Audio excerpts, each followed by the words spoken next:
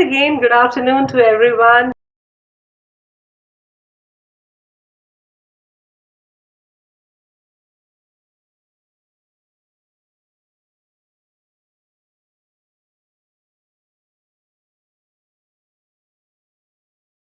Interesting to know that how we all are really fighting to just have a level playing field. Yes.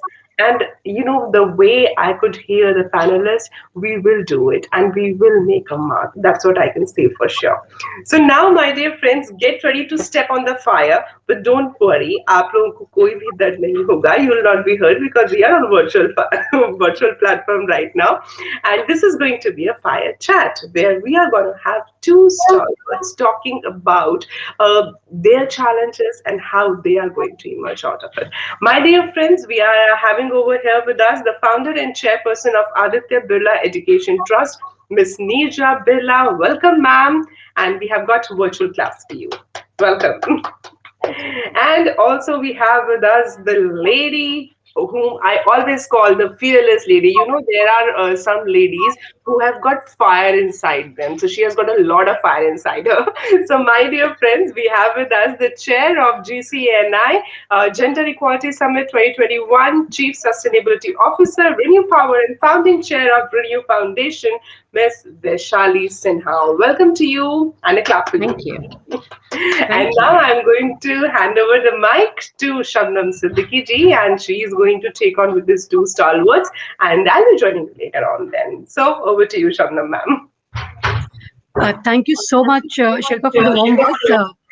While Shilpa has done the official introduction in terms of designation of the two women that we have, two superwomen, my role is as the executive director of the Global Compact to welcome both of these women.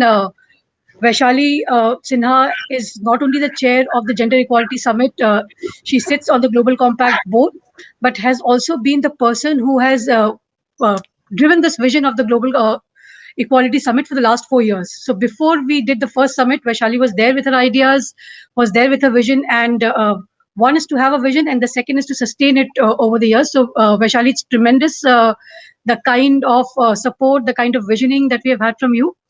And it's an honor also that we have Ms. Neerja Birla with us. Neerja, we have seen your videos on Empower, your personal drive to take mental health awareness, to take women's overall health awareness to a different level is so very important. It was important before. In post-COVID times, it's much more essential. And that's why, so today morning has been hectic. We have had an inaugural session in which the minister herself was present along with people right from New York to New Zealand. So we had all time zones in the inaugural. And post that, we have had two plenaries with 10 CEOs on board. So to close the day, there was nothing better than two superwomen from India talking about how do we take forward the agenda of gender equality, keeping in mind both mental health and self-care, and how do you envisage the journey ahead. So I just hand over to Vaishali to lead the proceedings. Vaishali, please. Right. Thank you so much for those very, very, very complimentary introductions. I don't think I deserve them, but definitely my fireside speaker deserves these for sure. Thank you so much, Neerja, for being here with us today. It's really wonderful to host you for this session. I have known you in different capacities for some time now, and I've been observing your journey. And to me, you stand out as an empathetic and an unassuming leader who's working silently, but in a very determined way with excellence on so many critical issues, making a significant contribution in areas such as education, mental health, and many other. I know, art, and there's so many other things you are passionate about, and you quietly, but in a very, very effective way, make an impact. And that's what makes you the special speaker for our fireside chat. Just to give you some background, we always get inspirational people, right? Not necessarily women, to come and join us in this session and share their journeys and share with us the challenges you face. To do things which are great, it's not easy. when people see it, they don't realize the vision and the struggle and all the things which go to make your journey what it is. So this session is a small and a short way to bring about, I guess, bring out a little bit of what you perhaps have gone through as you went about doing things which are really great, and you did them in your own unique style, and that is what I find particularly impressive about what you do. As Shabna mentioned, that COVID has been, again, a very humbling experience for humankind. I think we've just realized the value of nature, the value of family, the value of just sharing what we have and being there for each other. And I think, as the title says, with adversity there is always an opportunity. And I think all of what you do has been very apt during these times, right? And we saw mental health being really at the heart of this. And at the heart of all of this was also what women went through. And I think some of us may have been perhaps more privileged, but there were others who were on the streets, without any help, in rooms, being, not treated as well as they should be. So there was a lot happening. And so a lot of the initiatives, and I honestly, Neerja, did think about Empower many times, because we looked for help for people who we knew, and not that people needed it, but we just wanted to make sure that it was there. So without much delay, I just want to first congratulate you on thinking about some of these initiatives and taking leadership on, getting these things done. My first question to you is that, you are really dynamic, and, you have made a difference. And there's so many issues, as I just listed a few of them. Can you start by telling me a little bit about, like, what's that thought which goes into filtering out some of these issues and really nailing it in terms of, it's just not a coincidence that you're working in education, which is a very critical issue, and mental health, which is a very critical issue. You require intuition, you require thought to get there. So just share some thoughts about it. Right. So first of all, thank you so much for inviting me here and for having this conversation. And thanks to you, Vaishali. It's been wonderful to know you for so many years. Like you said, our paths have crossed multiple times, and it's always been wonderful to know you. And thank you so much for the complimentary introduction that you gave.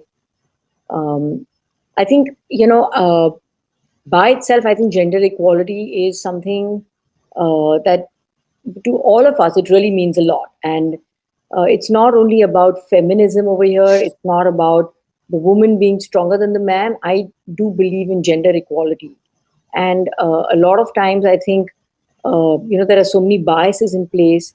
And I think there are things that we are facing on a daily basis. I think a lot of times we don't even realize it's a bias, or it's a stereotypical attitude that we are having to deal with. And we ourselves are so attuned to it and have internalized it that it becomes a normal way of being. So I think gender equality, and particularly then talking about it in this with this backdrop of COVID, I think is a great idea and a great platform. Coming to your question, what is it that drives me? So I think honestly, I think it all started with anything to do with children is something that really my heart just goes out towards that. So education was the first. Also, I think when I think, see, your own personal experiences also make a very big difference. Ultimately, you draw from your personal experiences, because your experiences is what shape you into the person that you are becoming. So in my case, for example, I got married very young. I was still studying, but due to family situations, and my husband decided to go for his MBA, and I took the decision and I went along with him. But as a result of that, I couldn't complete my own graduation at that point in time. I, of course, did it much later. But that is something that, until I didn't do it, it was, it really weighed on my mind, because I always wanted to study. I wanted to go abroad, all of that, how you have dreams when you're young. But of course, life took me on another path, which was great. But that bit about not completing my education always stayed with me. I did complete it later, but that's when I realized that how important that education is for a person. I think it really, it opens up your thoughts, your worldview. You may not really, it's not the history or the geography that you're studying, but what is it that comes along with it? The experiences of that education is really important.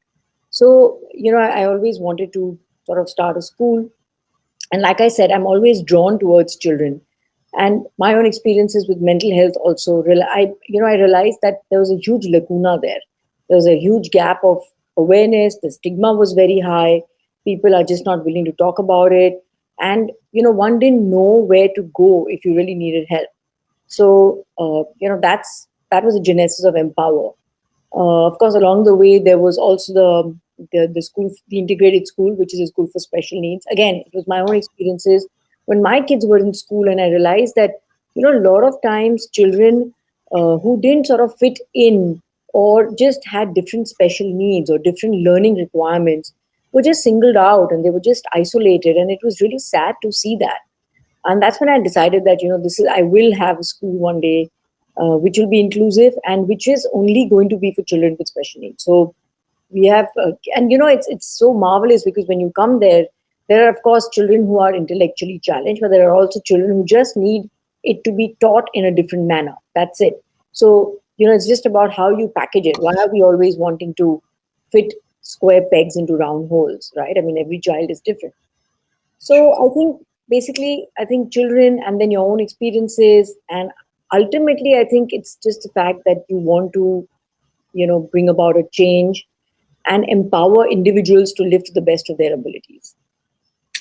Very well said, Neerja. And it's so heartening to see that, when you say personal experiences, I think that's what makes you work from your heart. It's not a check, it's you're working from your heart. And I have seen you as a mom.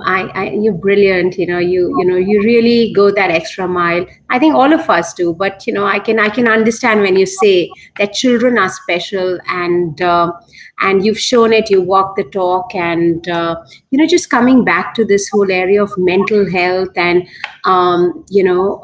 empower.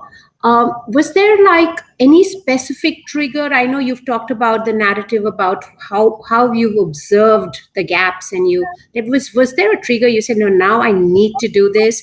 And then the other thing is that when you started working on this subject, right, Neerja, I've seen like there's a lot of judgment around this.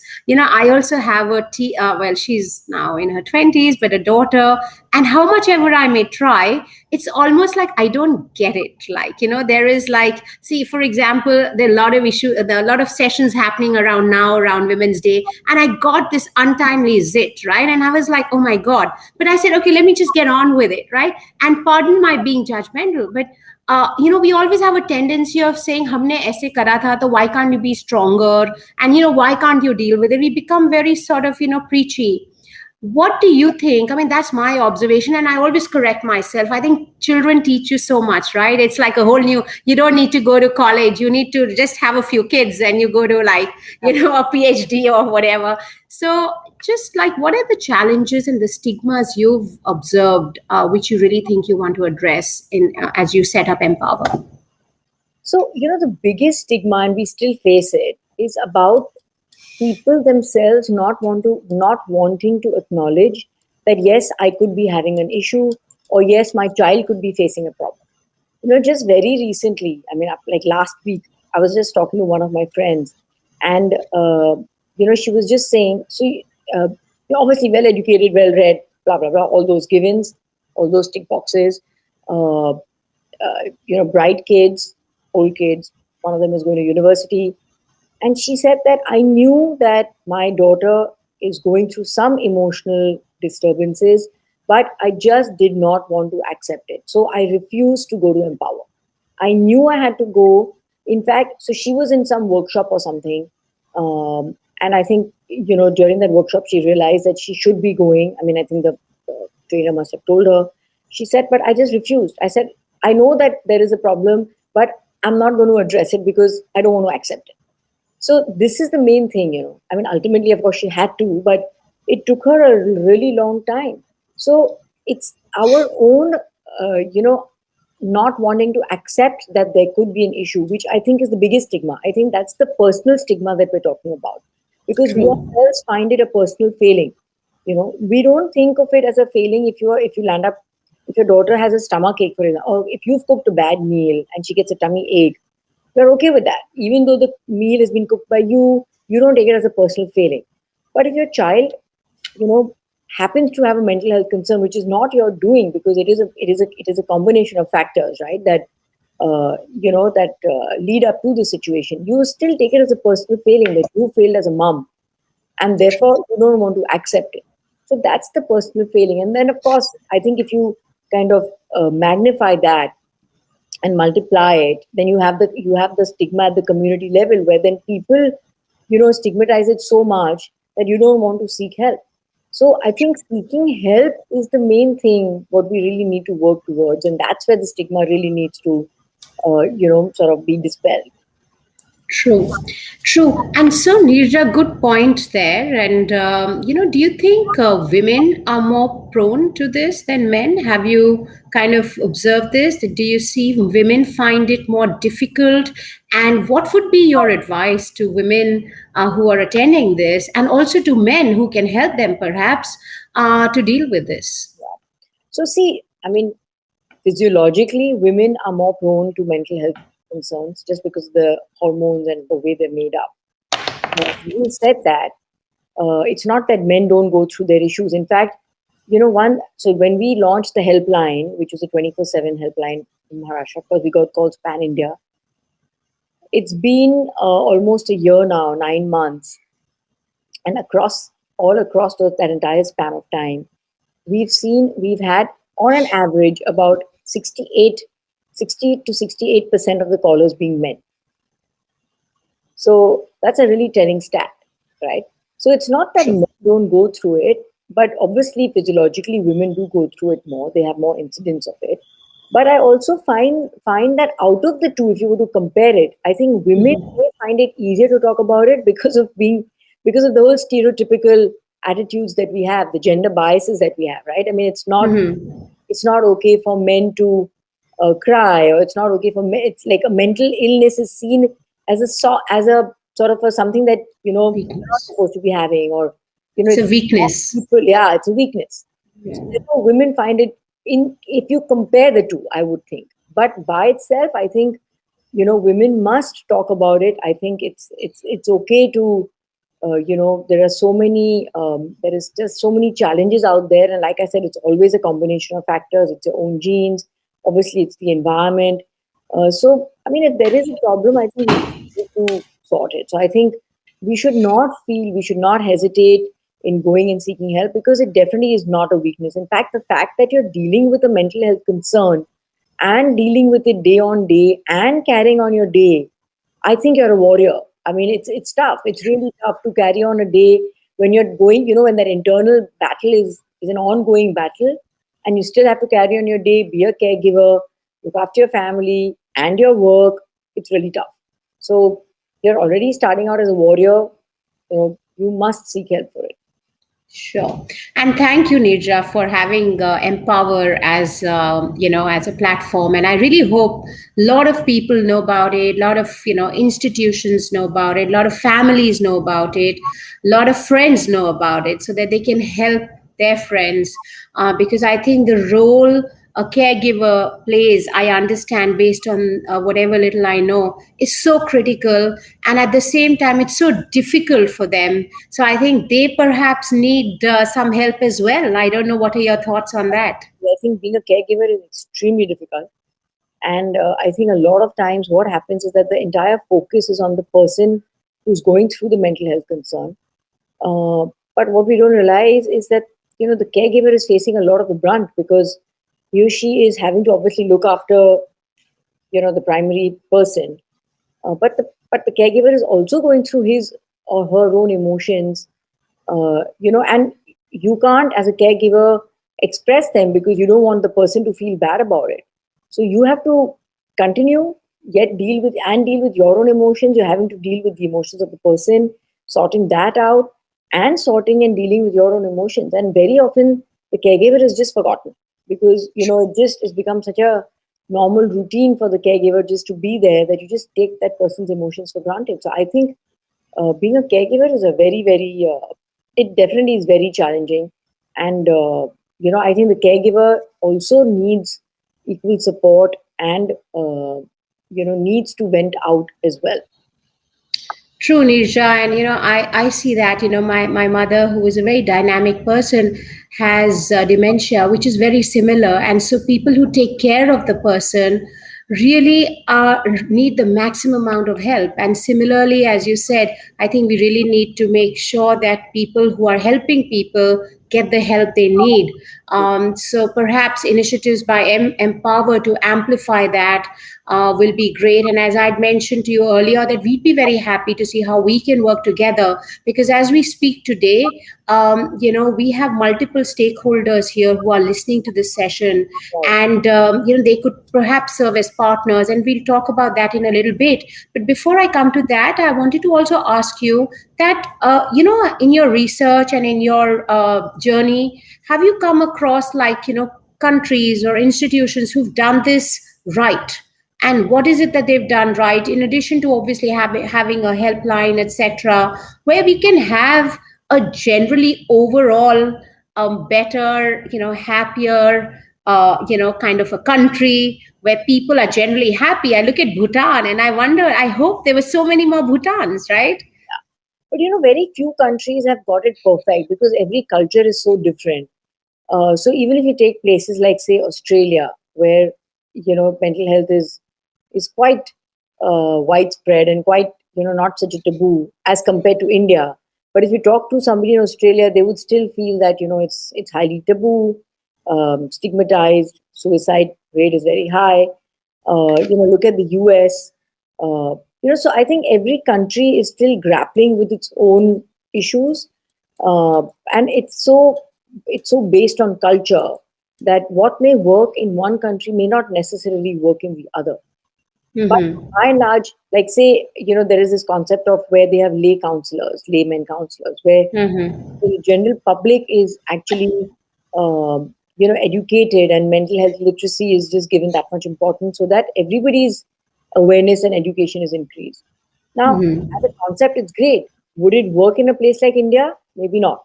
In a place, and India, in any case, so divided, because what you have the whole urban population, you have the whole semi-urban population, you have the rural population.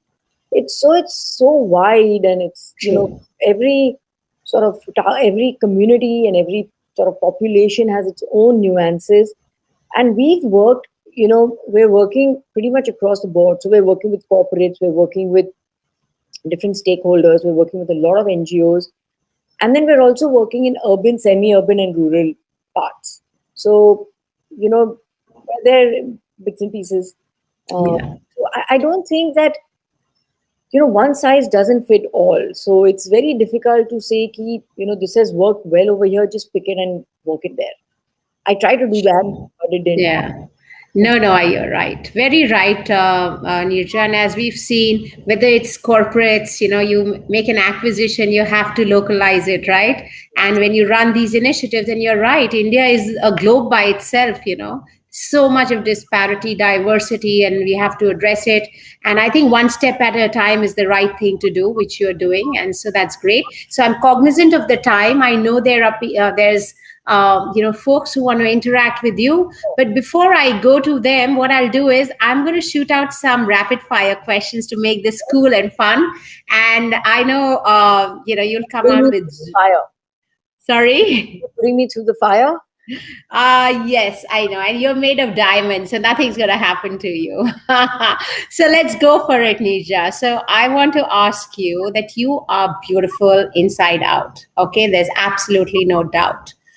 What makes you what you are? Like, what's your stress buster, Neerja? So my kids, actually, I think my kids are my biggest stress busters. So spending time with them is something that really recharges me. My pets, I love my pets. I just love having them around. Just being with my friends. I have a good set of friends, touch wood, by the grace of God. So just being with them. So I think there are different things. I don't think, I don't think any one formula works. I think it's a combination of these, and I like my little doses of all these interactions. Great. We'll go with kids. And I know you've got adorable ones. However old they grow, they'll always be adorable. And so tell me something. If you were to give yourself some advice as a younger Neerja, other than finishing, probably, I mean, I'm not going to answer. What would that be? So it depends what age you're talking about, because I feel that at every age, every decade has been a different challenge. So, uh, I mean, if you talk about the 20s, I would probably say finish your education. Okay. Uh, Okay. You 30s, still look like you're 20, so let's not even go to the 30s because you look so young and amazing. That it's I know you're a fitness freak. So I guess yeah, good. What is the advice you'd give to the youngsters who are watching you? Like if you were to just kind of give them some mantra, the millennials and the youngsters, anything you want to share with them? it's very, very important to, of course, you have to dream big, but there is no shortcuts for hard work. Very often people think that, I dream it and I'm just going to get it. And then when they don't get it, they are so disappointed that they think they failed. But that's the mistake, because if you must dream big, and whatever you set out to do, there is no shortcut for hard work. You just have to work hard. I mean, there is no other way out of it. And once you've set you've set your heart at it, and once you've persevered it, you will get it. So don't get disheartened by the small little setbacks that you get, because setbacks are a part of the journey. And I think that is an important thing, because I think a lot of times nowadays kids are so impatient that if they just don't get it, like this, they just feel that they failed. But Rome wasn't built in a day, so it is going to take time. But you have to be at it. You have to have the faith and the patience that you will make it happen. Thank you, Neerja. So Rome wasn't built in a day. It took years, I guess. Let's give ourselves 100 days at least, right? I mean, come on, let's just work at it and work hard. Great. Thanks for that, Neerja. Any book you'd like to recommend to people listening to you today? So, a couple of books actually, a lot of them which I really like, but there is something called Tuesdays with Maury, which was very nice. It's about this person who's a professor who's on his deathbed, and uh, the author goes to him on every Tuesday just to get his life lessons. And Mm-hmm. it's brilliant. They're very, very simple things which one doesn't really think about. So it's really well compiled, very put together. So that's a great read, actually. It's really very nice. Thanks a lot. I haven't read it, so I'm going to write that down too. So thanks for sharing that, Neerja. One last one, very quickly. Karma. What does it mean to you?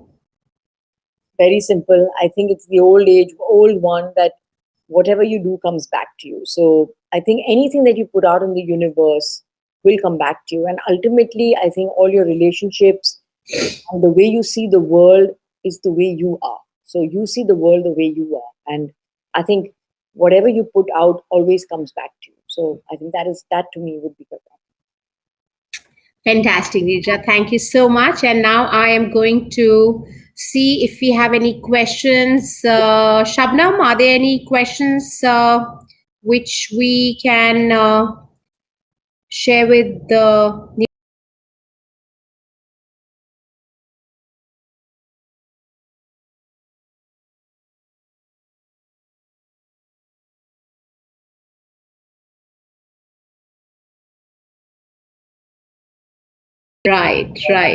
right. No, there are no questions as of now, but only the conversations and more of the comments that you see in the chat. So, Right. Okay, good. So which always makes me feel that I think people are enjoying the conversation, and it's just there's so much more we can keep talking, but I'm cognizant of the amount of time we budgeted for you, Neerja, and I just wanted to say thank you so much for what you do. More power to you to continue spreading your effect, because I know it is very unique, it is very different, and you do things in a way which is very nice, and yet you bring about change. So that's the impression I have. I may be right or wrong, but that's my observation, that there's a lot. And I think at some point, if I could share with you regarding the pets, I think it was a time where you couldn't have pets in your home because we had a common doctor, right? And your son would go and play with his pets, and he would always say, oh, he would be so happy. I see now you've made it possible to have pets, and how beautifully you do these things. So congratulations on doing these the way you do. And also the way you raise your kids in such a unique way. I mean, congratulations. I know it's not easy from where you sit to do what you're doing. And I just feel like you should have all the power to continue doing what you're doing, Neerja. Thank you for taking out the time to be with us today and continuing to choose to challenge, not only today, but let's determine that we'll do it every single day, because one Woman's Day is not good enough to have these beautiful conversations, right? I totally agree with you, Vaishali. Couldn't have said it better. Thank you so much. And you take care. And thanks again. Thank you. I'd like to just say a big thank you to all the listeners. I'm just seeing the lovely comments that are coming in. It's extremely encouraging to get this kind of feedback. And I think that's another thing that really keeps, somebody like me going. I just feel very happy to know that, whatever we've spoken is going to some way impact, and there's something that, each one of you can carry back into your lives. So thank you so much for that. Thank you so much, Vaishali. Thanks a lot. Bye-bye. Bye.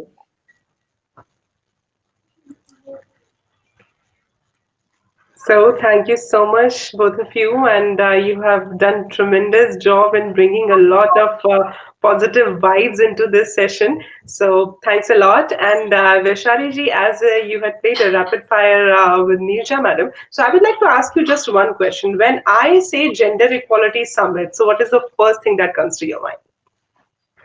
Change. Change. Beautiful. And change is always beautiful because change is the only constant factor in life. And once we are ready for it, then we are ready for the future. So rightly mentioned by Vaishali Sinhaji, thank you so much. And thank you so much, Neerja ji, for joining us over here. And let me please tell this to all my participants in this session, that tomorrow also we are going to have the summit's next step. And we are going to have very interesting sessions tomorrow as well. So tomorrow at 10:15 we'll be starting. And of course, we are having this beautiful lady over here, Vaishali Sinha. She'll be starting the first session itself tomorrow. So, my dear friends, for today, I take your thank you. I take your goodbye, and my dear friends, bye-bye. Take care, and Bye, Neerja. Thanks. soon. And at the end, I would just like to say one thing. जो घर से निकलते नहीं है उन्हें मंजिल नहीं मिलती, इसीलिए अगर मंजिल चाहिए तो घर से निकलिए जरूर, और आजकल वर्चुअली निकलिए, इतना काफी है. So thank you so much. Shilpa Bhavna says goodbye. Jai Hind.